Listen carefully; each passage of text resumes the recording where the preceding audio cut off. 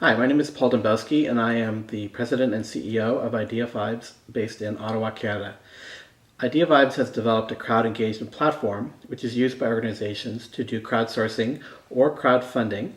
And the way that these concepts are used are varied based on the organization and the needs that they're looking for at this particular time. So crowdsourcing can be used in two main ways. One is to take a problem and get input from a wide group of people that have different experiences and maybe different locations, and give them an opportunity to provide input into solving that problem. They can look at they have the opportunity to look at ideas that have been submitted by other people and decide whether those ideas in fact are ones that they think are appropriate, and they can vote on them. But they also have the opportunity to refine those ideas.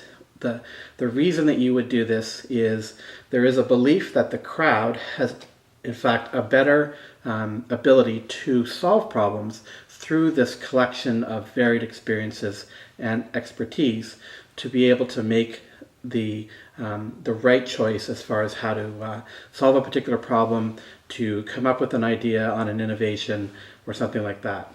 Crowdfunding applies the same concept where you have the ability to have the input of many in the funding of a particular project or a business or whatever it is. So crowdfunding combined with crowdsourcing really gives the opportunity for you to use innovation as well as collective input from a financial perspective to make change happen, build a product, that kind of thing. The benefits of it, of course, are that you don't have to rely on traditional means to make things happen, which require funding through processes that often take too much time, but also require or have a much more conservative nature to them.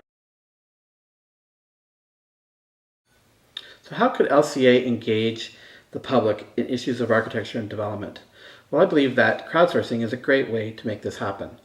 Crowdsourcing gives organizations like LCA the ability to pose challenges to the general public, experts, people from a wide variety of backgrounds, in order to get them to give input, whether it's to solve the problem or it's to come up with innovative ways to make development and architecture a part of their community. So a great example would be to take a piece of property and crowdsource within a community what the community would like to see with that piece of property. So from a land use perspective, from a development perspective, it really gives a development company or the government an opportunity to really get an understanding as to what the people in that community would support and in fact are looking for.